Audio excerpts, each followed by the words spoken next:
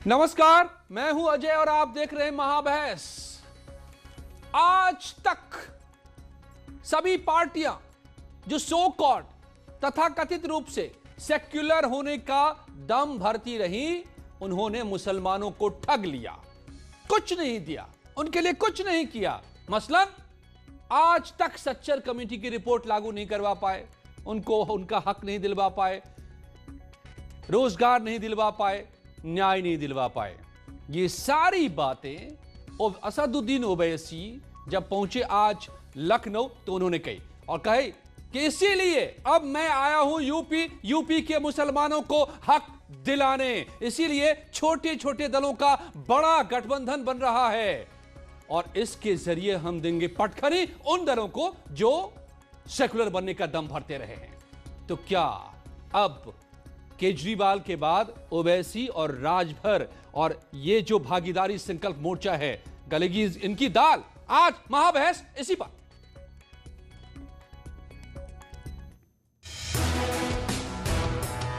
यकीनन एमआईएम की कामयाबी में इन सबका बहुत बड़ा योगदान है और उसकी वजह से कामयाबी मिली। तो और हमको तो बिहार की कामयाबी के बाद एक हौसला मिला है और हम उस कामयाबी को सिलसिले को जारी रखेंगे। कल तक तो लोग कहते थे कि ओम प्रकाश राजभर अकेले हैं, क्या करेंगे। अब लोगों को क्यों पीड़ा हो रही है? जब हमारे साथ बाबू सिंह कुशवाहा आ गए, कृष्णा पटेल आ गई, अनिल चौहान आ गए, बाबूराम पाल आ गए, प्रेमचंद प्रजापति आ गए, रामसागर बिंद आ गए, आज आपके सामने ओवैसी जी आ गए, और आगे देखिए और कौन कौन आता है। अच्छे अच्छे पहलवानों को समझाऊंगा कि क्या है। भारतीय जनता पार्टी की सेहत पे कोई फर्क नहीं पड़ेगा। हम 100 में 60 हमारा है, बाकी में बंटवारा है, जो बंटवारे वाला है उसमें भी बहुत कुछ हमारा है। तो इसलिए सारे विरोधी एक तरफ, माननीय नरेंद्र मोदी जी के नेतृत्व में भारतीय जनता पार्टी एक तरफ है। निश्चित रूप से जिस तरह कांग्रेस सड़कों पर आदरणीय प्रियंका गांधी के नेतृत्व में संघर्ष कर रही है, कार्यकर्ता जेल जा रहा है, लाठी खा रहा है, इस सरकार के दमन का मुकाबला कर रहा है, उत्तर प्रदेश की जनता आने वाले दिन में कांग्रेस को आशीर्वाद जरूर देगी, हमें भरोसा और विश्वास है। इन सबको चाहिए कि ये साथ आ जाए ना, देश बांटने वाले लोग जो देश का बंटवारा चाहते हैं, जो 370 नहीं चाहते हैं, जो सीएए नहीं चाहते हैं, जो एनआरसी नहीं चाहते हैं, जो हमारे यहाँ दंगे कराते हैं, जो दंगा कराने वाले लोग हैं, इनको चाहिए ये सब एक प्लेटफॉर्म पर आ जाएं और भारतीय जनता पार्टी सबका साथ, सबका विकास और सबके विश्वास की नीति पर काम कर रही है। कौन किससे गठबंधन करता है, समाजवादी पार्टी को कोई लेना देना नहीं है। समाजवादी पार्टी तो पहले से ही गठबंधन में है, हमारा विकास के साथ गठबंधन है, हमारा रोजगार के साथ गठबंधन है, हमारा महिला सम्मान के साथ गठबंधन है, हमारा किसानों के साथ गठबंधन है। अब 2022 में आप देखना समाजवादी पार्टी का जो विकास के साथ गठबंधन है, 22 साइकिल जीतेगी और भारतीय जनता पार्टी की सरकार यहाँ से रफू चक्कर हो जाएगी। कोई फर्क नहीं पड़ता। ये उत्तर प्रदेश की धरती है, यहाँ का गरीब, यहाँ का मोस्ट बैकवर्ड, यहाँ का राजभर, यहाँ का बिंद, यहाँ का बियार, यहाँ का केवट, यहाँ का मल्लाह, यहाँ का प्रजापति, यहाँ का कुम्हार, यहाँ का गणेरिया, यहाँ का गोंड, यहाँ का खरवार, हर गरीब बहुत अच्छी तरीके से जानता है कि उसका भला पूज्य मोदी जी के अभियान के साथ है।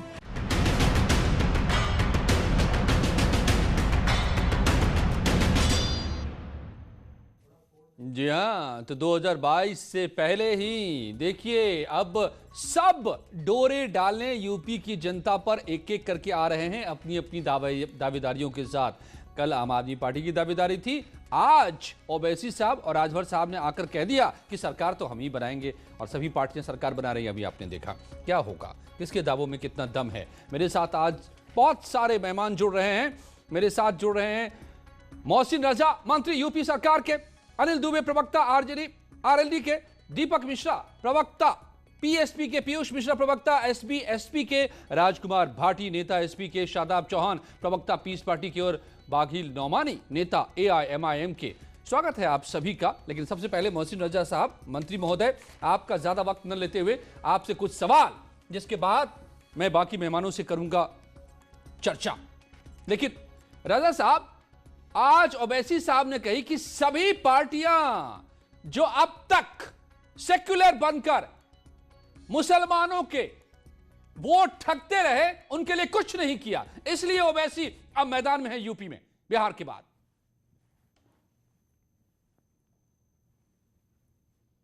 अजय, आप भी जानते हैं पूरा देश जानता है कि असदुद्दीन ओवैसी किस पार्टी का इंतखाब करा है उन्होंने और कौन सी पार्टी बनाई है। वो इत्तेहादुल मुस्लिमीन है और वो खुद ही धर्म के नाम पर एक पार्टी बनाकर जिन्होंने देश बांटा, जिनके बुजुर्गों ने देश का बंटवारा किया, आज उन देश के बांटने वालों के साथ में ये छोटी छोटी पार्टियां साथ में जा रही हैं। हमें तो बड़ी हैरत है कि देश के विकास और देश से इन लोगों का कोई नाता ही नहीं है।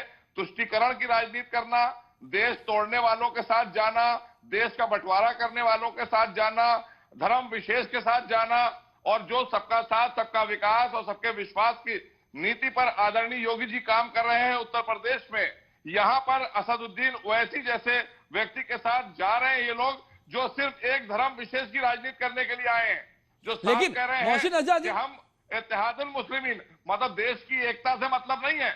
जी मोहसिन रजा साहब, लेकिन राजभर साहब आपके साथ थे, अब वो ओवैसी साहब के साथ हैं। ओवैसी साहब कह रहे हैं कि मैं यहां नाम बदलने नहीं आया हूं, मैं यहां काम बदलने आया हूं, मैं काम करने आ रहा हूं।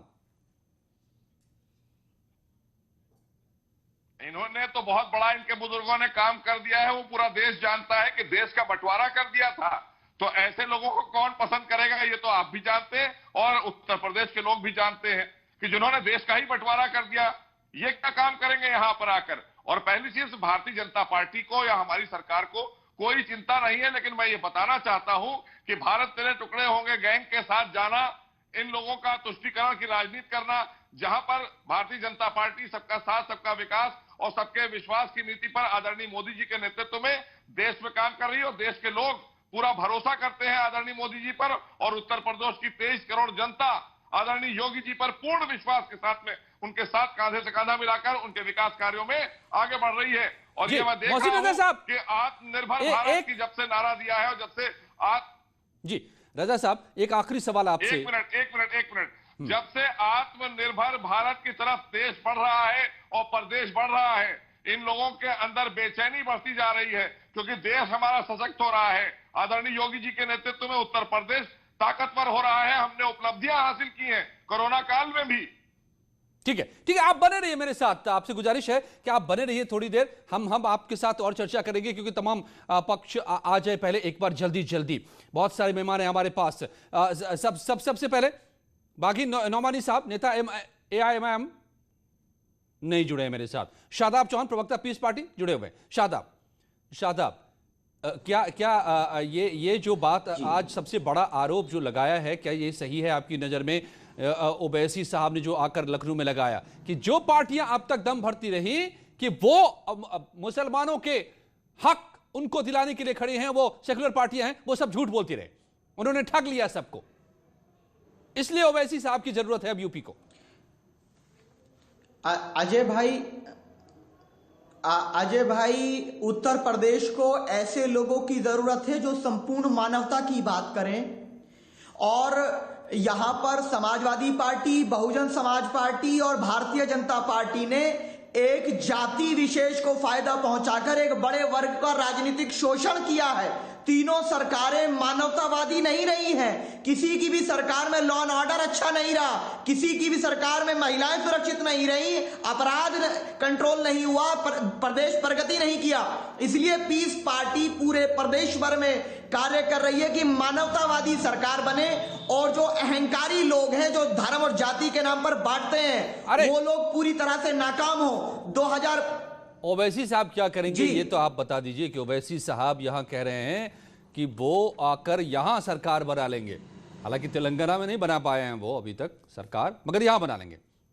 चलिए राजकुमार भाटी जी, समाजवादी पार्टी के नेता मेरे साथ जुड़े हुए, उनसे ही पूछ लेता हूं। मैं यही कहूंगा भाटी जी, मेरे बड़े भाई हैं, शादाब साहब मैं आऊंगा दोबारा, सभी मेहमानों को मैं जल्दी ले लूं एक बार। हमारी शुभकामनाएं उनके साथ हैं। ठीक है राजकुमार भाटी जी, बड़े दिनों के बाद आप मिले हैं मुझे, आप को देखकर मुझे बड़ी खुशी हो रही है और आपसे ये उम्मीद कि आप लोगों ने सेक्युलर होने का नाटक किया, मुसलमानों के वोट तो लिए लेकिन उनको दिया कुछ नहीं। ओवैसी ने आज सीधे लखनऊ में खड़े होकर के ये आप लोगों पर आरोप लगाया है और इसलिए ओवैसी अब मैदान में है।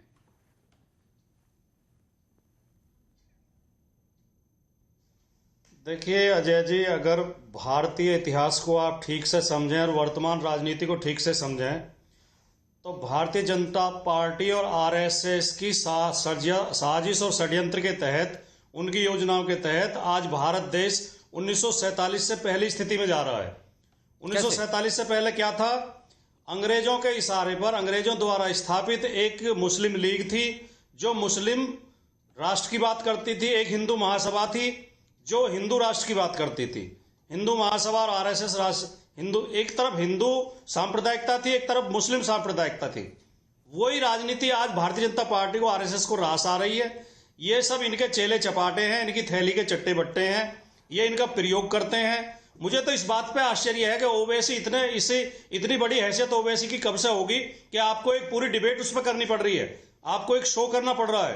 देश में और बहुत समस्याएं हैं, किसान भूख में मर रहे हैं, सर्दी में ठंड से धरने पे बैठे हैं। उत्तर प्रदेश में अपराध लगातार बढ़ रहे हैं, 10 हत्याएं और 10 से ज्यादा हत्याएं और 10 से ज्यादा बलात्कार रोजाना हो रहे हैं। थानों में रिपोर्ट नहीं लिखी जा रही, सरकार नींद में सोई हुई है, कोई विकास का काम नहीं हो रहा। जो श्री अखिलेश यादव ने विकास के काम शुरू किए थे वो सब ठप कर दिए गए हैं। न बच्चों को कोई सुविधाएं मिल रही है, न लैपटॉप मिल रहे हैं, न बेटियों को कन्या विद्याधन मिल रहा है, न किसी को पेंशन मिल रही है, न स्कूल कॉलेज कहीं बन रहे हैं, सड़कें बन रही हैं। चर्चा इस पर होनी चाहिए थी। जी भाटी जी, आपने इस बात का जवाब नहीं दिया कि क्या असली सेक्युलर अब यूपी में कौन है, असली मुस्लिमों के रहनुमा कौन है, इसका जवाब नहीं दिया जो ओवैसी ने चैलेंज किया आपको। पीयूष मिश्रा से पूछ लेता हूं, आपने कहा कि ये तो इररिलेवेंट है। मैं एक बात बोल देता हूं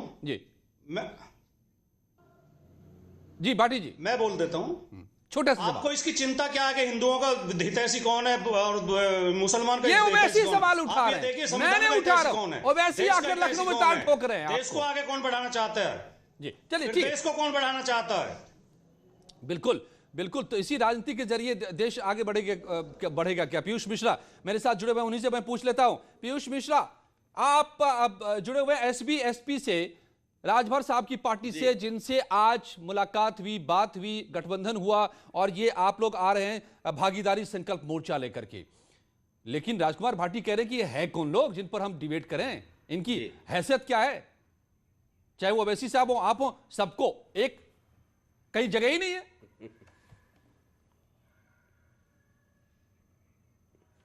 देखिए अजय भाई, हम लोग जब सत्ता में थे, भारतीय जनता पार्टी के साथ 2017 में आए और सरकार बनाई, तो जो गलत भारतीय जनता पार्टी की नीतियां थी उस पे हम लोगों ने जब बात कहते थे तो भाटी जी के ही राष्ट्रीय अध्यक्ष माननीय अखिलेश यादव जी कहते थे ये मंत्री बहुत अच्छा है, ये मंत्री सच बोलता है। तो अब भाटी जी बड़े पूर्व और बड़े नेता रहे हैं, अब ये खुद नहीं समझ पा रहे हैं कि ये क्या कह रहे हैं जब इनके राष्ट्रीय अध्यक्ष जी क्या कहते थे।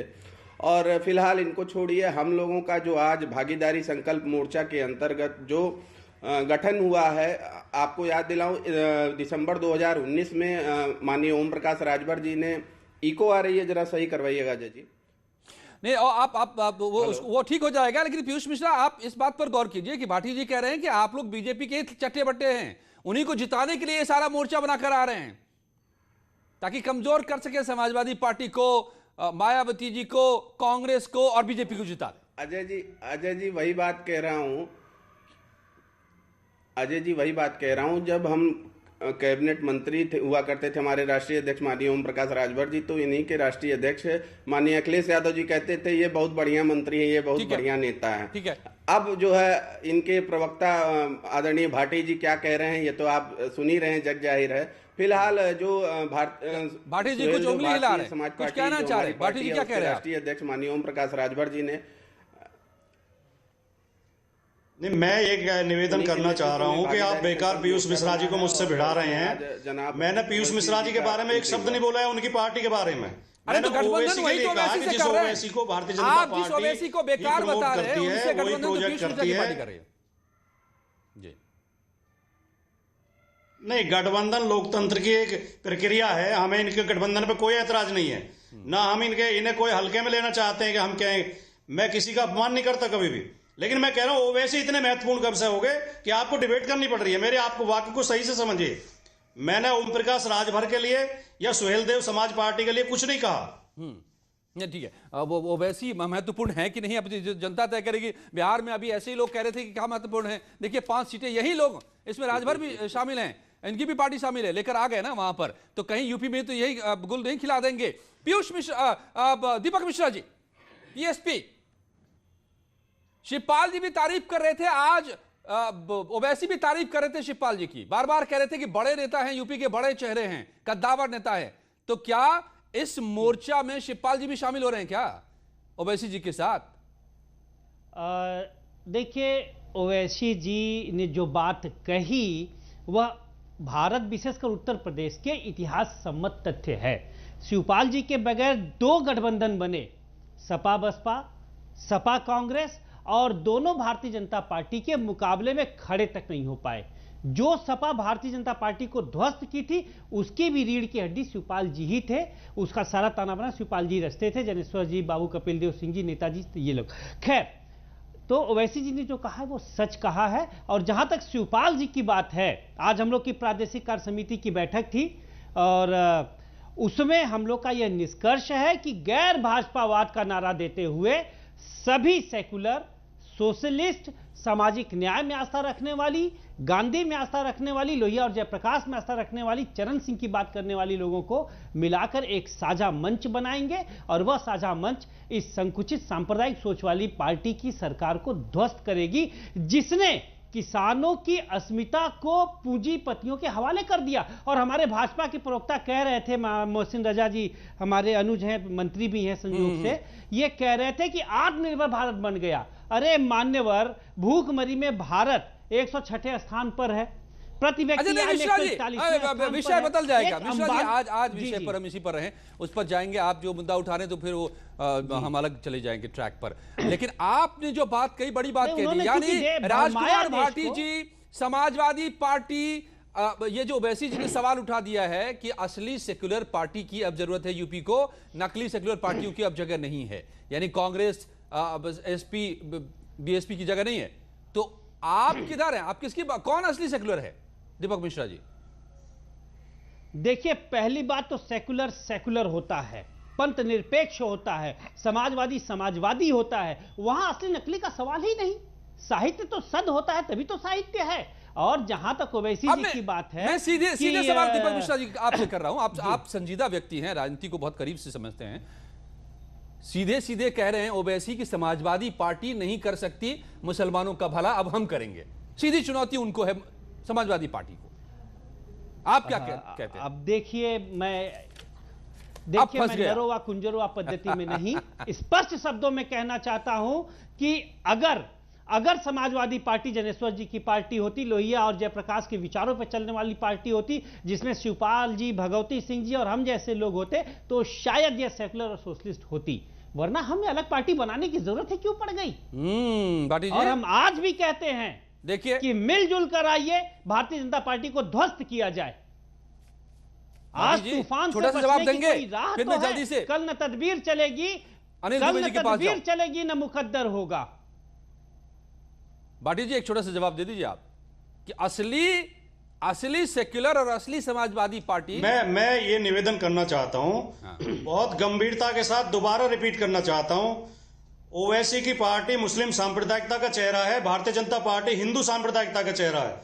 दोनों सांप्रदायिकता उतनी ही खतरनाक है देश के लिए, उतनी ही नुकसानदायक है। हम सच्चे धर्मनिरपेक्ष हैं, सच्चे समाजवादी हैं, सच्चे जनवादी हैं, किसान मजदूर की पार्टी हैं, गरीब की पार्टी हैं। न मुझे दीपक मिश्रा जी से कोई आपत्ति है, न पीयूष जी से कोई आपत्ति है, लेकिन ये दोनों पार्टियां सांप्रदायिक पार्टियां हैं। इस सच्चाई को हम सब लोगों को समझना चाहिए। तो शिवपाल जी सच्चे, हिंदू सांप्रदायिकता खराब है तो मुस्लिम सांप्रदायिकता भी उतनी खराब है। तो शिवपाल यादव सांप्रदायिकता खराब है, तो शिवपाल यादव हो या राजभर साहब हो, ये सब सच्चे समाजवादी नहीं है, ये सब सच्चे सेक्युलर नहीं है।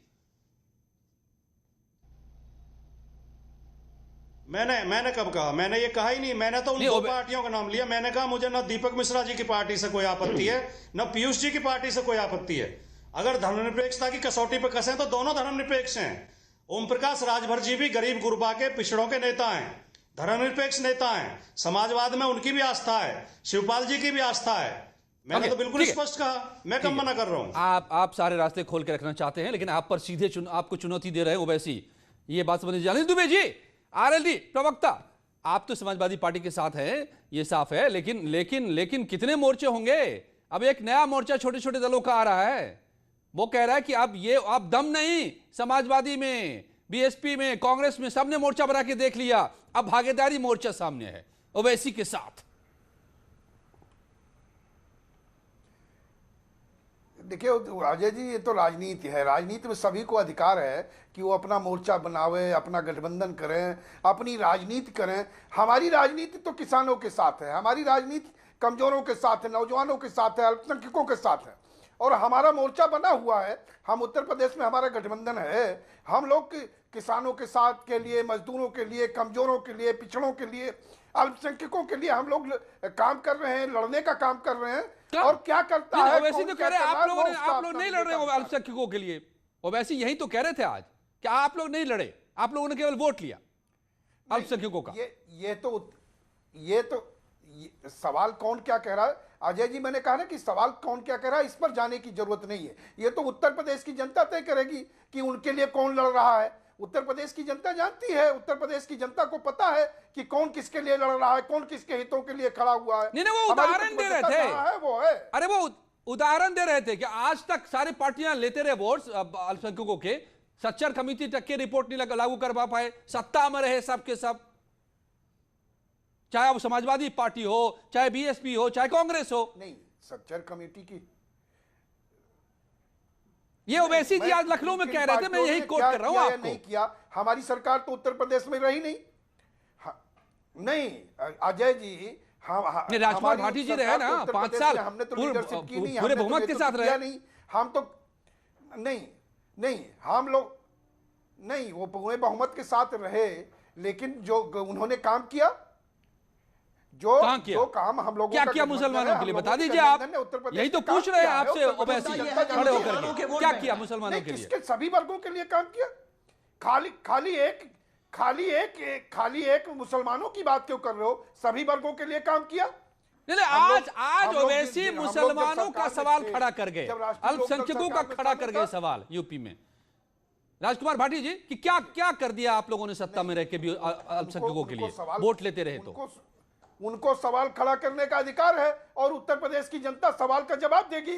आने वाले समय में उत्तर प्रदेश की जनता सवाल का जवाब देगी। अजय जी, मोहसिन रजा जी, मैं इसके बाद आपके पास मुझे आना जरूरी है, लेकिन एक बार भाटी जी का इस पर जवाब जरूरी है। उत्तर प्रदेश का जो 2022 का चुनाव होगा, इस मुद्दे पर होगा कि अखिलेश यादव की सरकार ने 5 साल में उत्तर प्रदेश के विकास के लिए जो योजनाएं शुरू की थी, जो कार्यक्रम बनाए थे, वो वर्तमान सरकार ने सारे कार्यक्रम रोक दिए और वो बजट पता नहीं कहां जा रहा है, किसमें खर्च हो रहा है। उत्तर प्रदेश में पुलिस के सशक्तिकरण के लिए, कानून व्यवस्था सुधारने के लिए अखिलेश जी ने काम किया, बिजली का उत्पादन बढ़ाया, सड़कें बनाई 50 जिलों को, 4 लेन सड़कों से बागील नोमानी साहब एआईएमआईएम के नेता मेरे साथ जुड़ गए क्या? भाटी जी, एआईएमआईएम के नेता काफी देर से नहीं जुड़ पा रहे थे, बागील नोमानी साहब जुड़ गए हैं क्या आप मेरे साथ? नोमानी साहब आप सुन पा रहे हैं मुझे?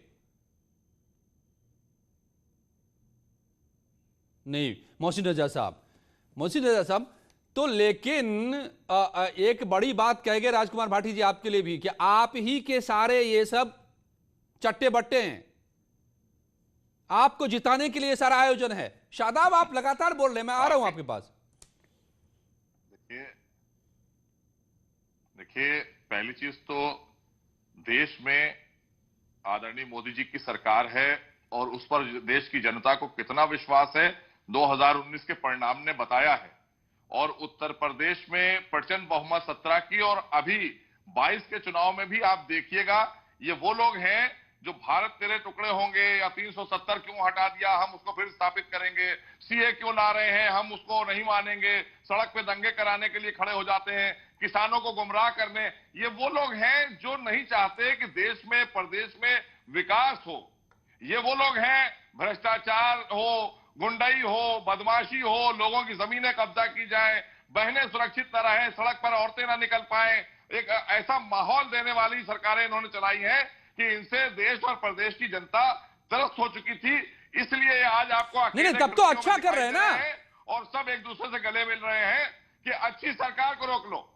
नहीं, तब तो ओवैसी जी अच्छा कर रहे हैं ना कि जो गुंडे वाली बातें करते थे, आप राजकुमार भाटी जी की पार्टी के लिए ऐसी बात कह रहे हैं, अब मैं वो जवाब देंगे, लेकिन तब तो ओवैसी साहब अच्छा। अरे भैया अजय जी उनके पूर्वजों ने तो देश बांटा है, वो अभी भी बांटने की राजनीति कर रहे हैं। वो तो खाली मुसलमानों के इत्तेहाद की बात कर रहे हैं, मुसलमानों की एकता की बात कर रहे हैं। जो सबका साथ, सबका विकास और सबके विश्वास के लिए काम कर रहा है, उसके खिलाफ आ रहे हैं वो तो अपने खाली एक, और इनको सबको उनकी राजनीति अच्छी लगेगी। जो खाली विशेष एक समुदाय की राजनीति करने आ रहा है, उसके साथ ये सब जाना चाहते हैं। ये देशवासियों के साथ नहीं जाना चाहते, बहुसंख्यकों के साथ नहीं जाना चाहते। ये बहुसंख्यकों को जातियों में बांटने का प्रयास कर रहे हैं बैठे हुए। ये तो अपने आप पहले अपना स्टैंड साफ करें ना। भारतीय जनता पार्टी आदरणीय योगी जी के नेतृत्व में सबका साथ, सबका विकास और सबका विश्वास जीत रही उत्तर प्रदेश में। ओके, राजकुमार भाटी जी, दरअसल ये सारी लड़ाई अल्पसंख्यकों के वोट को लेकर के है। कौन सेक्युलर है, कौन नहीं है, ओवैसी यहां पर आ रहे हैं, संख्या, और ये आप लोगों के बीच की जंग है। ये चिंता मोहसिन रजा की पार्टी को हो सकती है। हमें कोई चिंता ना तो ओवैसी जी के आने से है, ना किसी और के आने से है। और जो अभी मोहसिन रजा कह रहे थे, इस देश में सब जानते हैं कि दंगों के एक्सपर्ट कौन है। योगी जी, मोदी जी, अमित शाह का स्पेशलाइजेशन दंगे कराने में है। योगी जी के खिलाफ 12 मुकदमे किस बात के थे? बलात्कार के मुकदमे किस किससे वापस लिए गए? इनकी पार्टी के कितने विधायक और एमपी बलात्कार में फंसे हुए हैं? बलात्कारियों की expert party Bharatiya Janata party है, दंगों की expert party Bharatiya Janata party है, घोटालों की एक्सपर्ट है, सारे अपराधी भारतीय जनता पार्टी में है। एक से एक बड़े अपराधी शामिल कर लिए गए हैं। इनके 24% सांसदों के ऊपर अपराध के मुकदमे हैं। तो ये अपनी पार्टी की विशेषता ये कह के बता रहे हैं, देश को बांटने का काम भी इन्हीं की पार्टी ने किया। आरएसएस, अरे आपको तो अधिकार ही नहीं है, आपको तो जनता ने बता दिया कि आपको अधिकार ही नहीं उत्तर प्रदेश में इस तरह की बात करने का, क्योंकि आपने सबसे ज्यादा उत्तर प्रदेश को बर्बाद करने का काम किया। उत्तर प्रदेश की जनता आपसे त्राही मांग गई थी। समाजवादी पार्टी के साथ अब कभी नहीं जाएगी। उत्तर प्रदेश बर्बाद आज हो रहा है। आज आपने विकास के सारे काम रोक दिए हैं। आप केवल लोगों को सांप्रदायिकता भड़काने के लिए लोगों में डराना चाहते हैं, लड़ाना चाहते हैं। बेटियां सुरक्षित नहीं है, कितनी बेटियों ने आत्महत्या की 4 साल में आपके में। थाना में रिपोर्ट नहीं आती, पुलिस कार्रवाई नहीं करती। आपको शर्म आनी चाहिए विकास की और शांति की बात करते हुए और देशभक्ति की बात करते हुए। हमारी सरकार में नहीं होता है।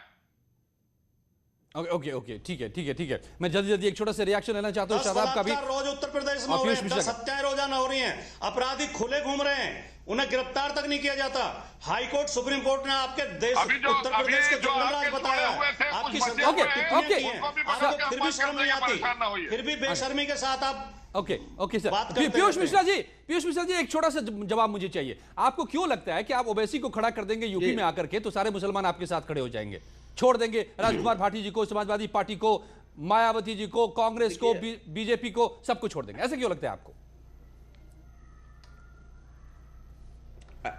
अजय जी देखिए, जमहूरियत में सबको अपनी अपनी पार्टी का कैंडिडेट को खड़ा करने का अधिकार है। लोकतंत्र में हर कोई अपनी पार्टी खड़ा करे और चुनाव लड़े।